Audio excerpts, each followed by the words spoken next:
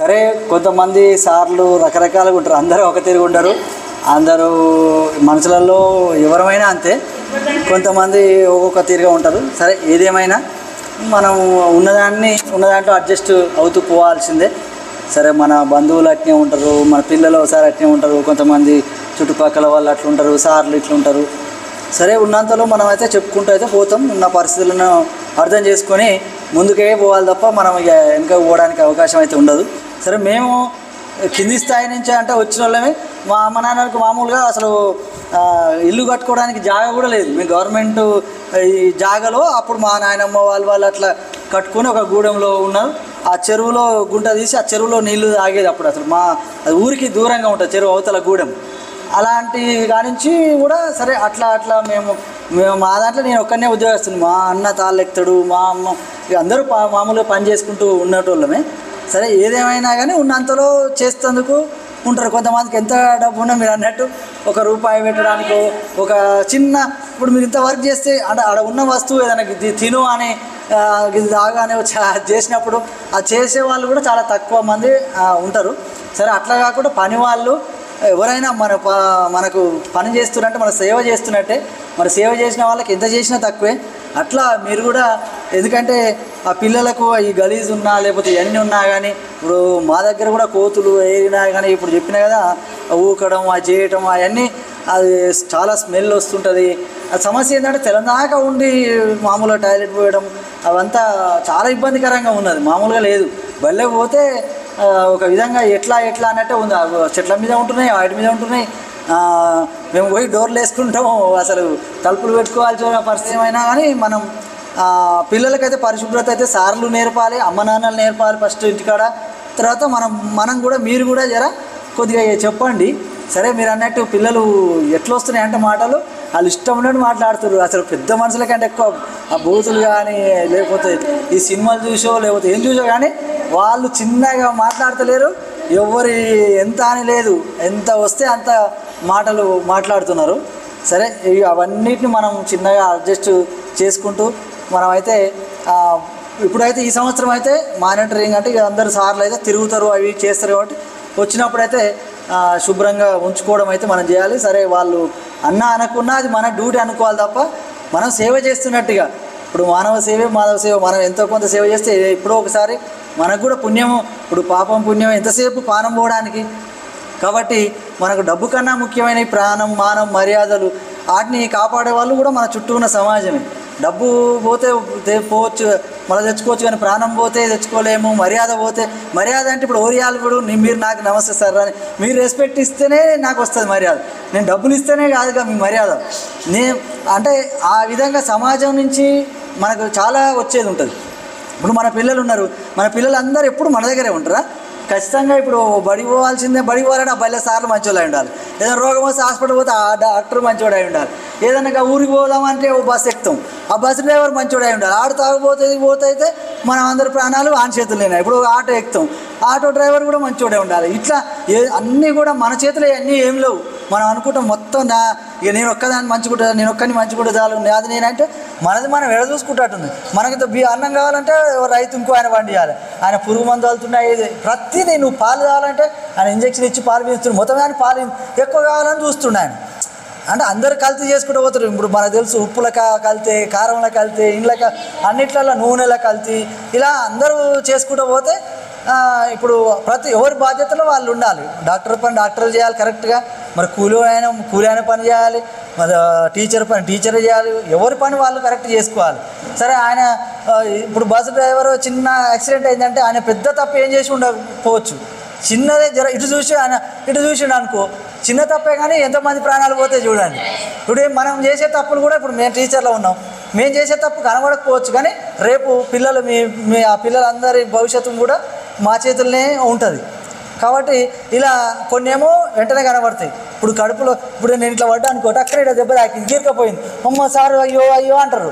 కానీ ఈ దెబ్బ ఏం కాదు, ఈ రక్తం ఏదో గీరకపోతుంది. కానీ లోపల తగిలిన దెబ్బలు ఎంతో ప్రమాదకరం. అవి మన ప్రాణాలనే తీస్తాయి. సడన్గా లోపల వచ్చే అంటే కంటికి కనబడని రోగాలు అంటాం మనం. ఆ రోగాలు లోపల పుట్టిన రోగాలు చాలా ప్రమాదం. ఇట్లా కనబడే ఈ దెబ్బలు అనిపిస్తాయి కానీ ఇవి తొందరగా మానిపోతాయి. అలాగే మన వృత్తులలో కూడా మనం చేసే పనిలో కొన్ని ఏమో వెంటనే వస్తాయి, ఇక ఇప్పుడు చేయగానే ఎమ్మట రిజల్ట్ వస్తుంది, కొన్ని ఏమో ఏళ్ళు పడుతుంది. ఇప్పుడు నేనేం చేసినా చదువు ఏం చెప్పినా లేకపోతే ఇంకేం చేసినా అంటే కొన్ని ఏళ్ళు పడుతుంది. ఇప్పుడు మీ పిల్లవాడు చదవాలి, రేపు పెద్దగా కావాలి, ఏమైండో ఆయన మైండ్లో ఎంత లేదనుకున్నా కానీ మన ఆత్మసాక్షి మనకు చెప్తూనే ఉంటుంది. ఆ పిల్లవాడు చెప్తుంది, ఓ సార్ వల్ల ఇట్లా అయినా, లేకపోతే మా అమ్మ వాళ్ళు ఇట్లా అయినా, మా నాయన చెప్తే ఇట్లా అయినా, లేకపోతే మా చుట్టూ మా దోస్తుగా సాయం చేసిందా, ఇది అంతా ఎవరికైనా ఇప్పుడు మీకు కూడా అందరికీ ఆత్మసాక్షి అంటూ ఉంటుంది.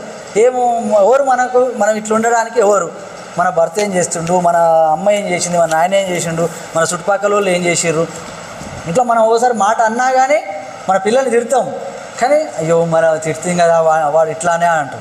ఓసారి పిల్లలు కూడా మన అమ్మనో నాయననో మనం తిట్టినా కానీ వాళ్ళకు కూడా కొంత లోపల ఉంటుంది. కాకపోతే ఇప్పుడున్న పరిస్థితులలో ఇక ఫోన్లు వచ్చినాయి, లేకపోతే అన్నీ చెడు తిరుగుళ్ళు అనుకోండి, కొన్ని వీటి వల్ల దోస్తుల వల్ల కూడా ఖరాబ్ అయిపోతారు. చుట్టూ ఉన్న వాళ్ళు ఎట్లా ఉంటే అట్లా ఉంటుంది. కాబట్టి మీరు ఒక సేవ అనుకోండి, సరే ఉన్నంతలో మన జీతాలుగా ఖచ్చితంగా పెరగాలి, మీరు చేస్తున్న దానికి ఎంతో కొంత సరే గుర్తించాలని మనం అనుకుంటాం, సమాజం గుర్తించాలి, ముఖ్యంగా హెడ్ మాస్టర్ సార్ కూడా మాకు చేస్తుంది, సేవ చేస్తుంది అనే ఇది గుర్తించాలి. సరే మీరు కూడా మీ చేతనైనంత సాయం మీరు కూడా చేసుకుంటూ అయితే వెళ్ళాలి. సరే అందులో భాగంగా మనకు టాయిలెట్ శుభ్రత ఉంది, మీరు ఈ గోడల శుభ్రత, ఇప్పుడు గాజు కొంతమంది చెప్పారు, ఇప్పుడు మా పైల్వాన్పురం హై స్కూల్ అయితే ప్రహరీ గోడ లేకపోవడంతో అలానే తాగుతారు, బీర్సి తాగినోడు తాగి మళ్ళీ తీసుకుపోయేవాడు సీసా చక్కగా పెట్టాడు, దాన్ని బలి తెంగి మరి చాలా విపరీతంగా ఇష్టం ఉన్నట్టే చేసిపోతారు. మరి అప్పుడు మా ప్రైమరీ స్కూల్ ఇట్లా చేస్తేనే చేస్తుంటే దావతులు వస్తాయి, ఏదైనా పండుగలు వస్తుంది, చిన్న కథం వచ్చి ఆ గోడ దుంకుతారు, ఇక వచ్చి ఇలా ఎవ్వరు ఉండరు కాబట్టి ఇంకా తాగుతారు. ఇక పొద్దుగితే అవసరమైతే 1, 2 కూడా దాంట్లో బయట బజార్లో పోయిన వాళ్ళు కూడా ఉన్నారు. ఇదంతా ఏంటంటే అందరూ మంచిగా ఉంటేనే మనం అది ఉంటుంది. వాళ్ళకు కూడా కనీసం బుద్ధి ఉండాలి.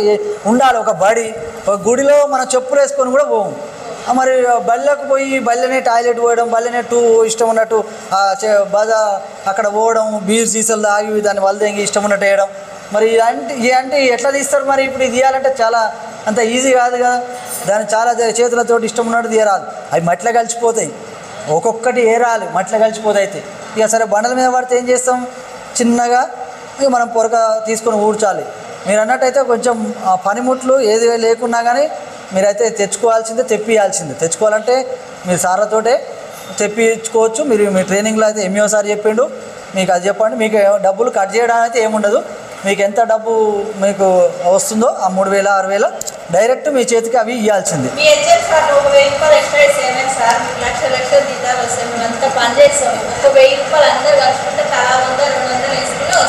మీ హై స్కూల్ లాగా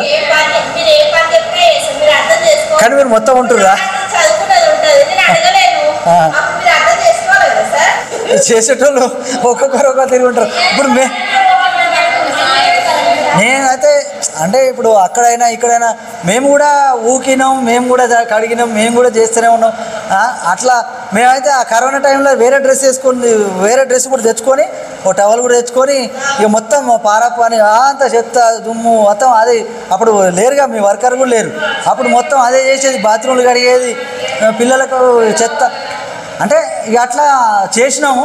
మరి మీరు కూడా సరే ఇప్పుడైతే అంతో ఇంతో ఆ 3,000 చేసి ఇస్తున్నారు ఆ గవర్నమెంట్ ఆడికి కూడా. అప్పుడైతే అది కూడా లేదు, ఆ గ్రామ పంచాయతీ వాళ్ళు ఎన్నడో వచ్చి 10 రోజులకు ఒకసారి వచ్చి వాళ్ళు చేసిపోతే ఇక మేమే ఊక్కోవడం, మేమే చేసుకోవడం అనేది జరిగింది. మరి మీరు మాత్రం ఇక చెప్పినా కదా, వీలున్నంతలో తొందరగా పని అయిపోవాలంటే మంచి పనిముట్లు ఉండాలి. చిన్న పొరక పట్టుకొని ఇక ఇష్టం ఉన్నట్టు ఇక ఊకడం, బయట ఇప్పుడు గ్రౌండ్ ఊకమంటే ఇక ఒక పొరక ఒకటే పట్టుకొని చిన్న ఆ పొరకతో ఎంతకైనా ఊపుతారు. చిన్న దాంతో కాదు, కొంచెం ఏదైనా జర పెద్దగా వెడల్పుగా ఇంకేదైనా ఉండేదన్నా ఒకటి మీరు ఏదైనా చేసుకోవాలి ఇక ఉన్నంతలో. మళ్ళీ గాలికి వస్తుంది, కోళ్ళు దొంగతాయి, ఇలా అన్నీ జరుగుతున్నాయి. మరి అది మీకు పని ఇప్పుడు అన్నట్టు మళ్ళీ గాలికి మొత్తం మళ్ళీ గ్రౌండ్.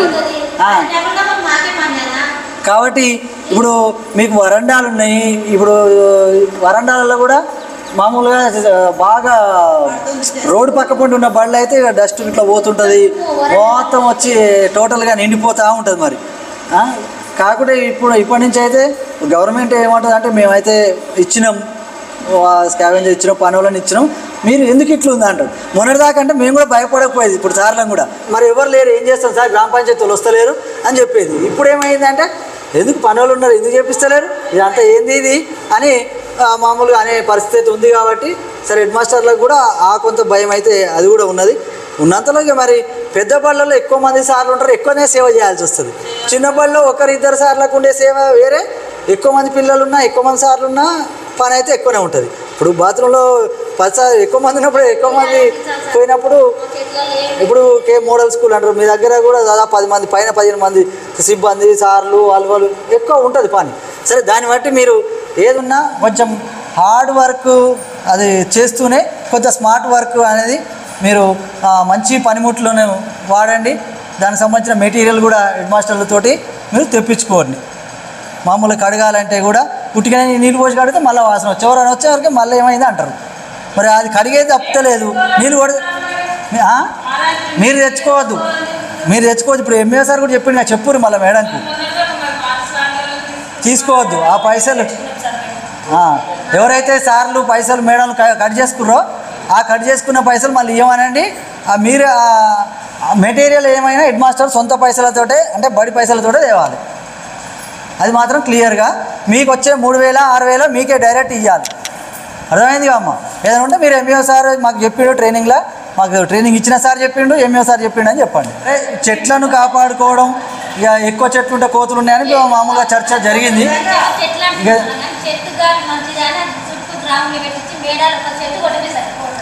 అదే ఇప్పుడు చెట్లు మంచివే కదా, మరి చెట్ల వల్ల మనకు ఎన్నో ఉపయోగాలు ఉన్నాయి.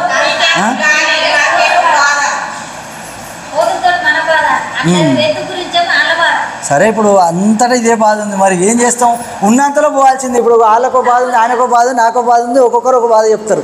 కానీ తప్పదా డ్యూటీకి ఏదో ఒక విధంగా మనం ఉన్నంతలో మెరుగ్గా చేయాలి.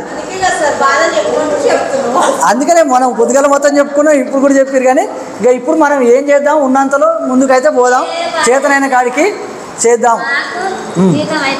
పెరగాల ఖచ్చితంగా పెరగాల్సింది సార్.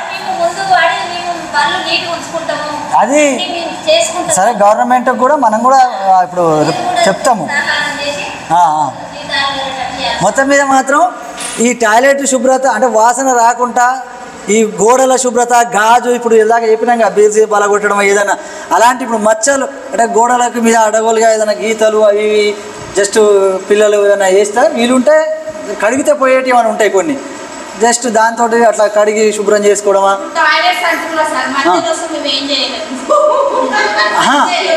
మధ్యలో అంటే వచ్చినా చెప్తాం, ఉదయం కడిగిపోయినాం సార్ మరి అదంతే అని చెప్తాము.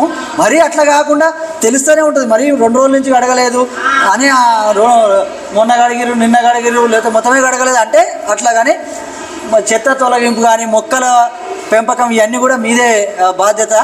తర్వాత ఈ బల్లలు అంటే టేబుల్స్ బెంచీలు కూడా తుడచాలి, మామూలు వాటికి ఊడ్చాలి, మరి వాటిని కూడా శుభ్రంగా ఉంచాల్సిందే.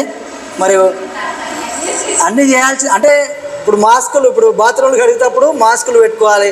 వంట వండేటప్పుడు ఆల్రెడీ వంట వాళ్ళకి చెప్పారు ఖచ్చితంగా, అంటే నెత్తిలో వెంట్రుకలకి ఇట్లా వంటలో పడితే తింటే అది లోపల పేగులకు చుట్టుకొని పోయి అది కరగదు అన్నట్టు, మీ వెంట్రుక అది కరిగేది కాదు, అంత పవర్ఫుల్ కాబట్టినే హోటళ్ళల్లో కానీ పెద్ద పెద్ద చెఫ్లు కానీ ఇట్లా డైరెక్ట్గా ఇట్లా పెట్టుకుంటారు. కాబట్టి మీరు కూడా మాస్కులు అంటే ఏదైనా అడుగుతప్పుడు ఖచ్చితంగా ఆ బాత్రూమ్లలోకి వెళ్ళి అంటే సూక్ష్మజీవులు ఉంటాయి మన కంటికి అన్నీ కనబడవు, మన కంటికి కనబడేవి కొన్ని ఉంటాయి, కంటికి కనబడకుండా గాలిలో ఉంటాయి. కాబట్టి మీరు అందులో బాత్రూంలో పోయినప్పుడు చేతులు కాళ్ళకు చెప్పులు కానీ కొంతమంది కాళ్ళకు కూడా బూట్లు కూడా మరి గవర్నమెంట్ ఇవ్వాలని కూడా అన్నారు. సరే ఏదున్నా చెప్పులు అయితే వేసుకొని చెప్పులు మళ్ళీ బయటకు వచ్చినాక కడుక్కోవాలి.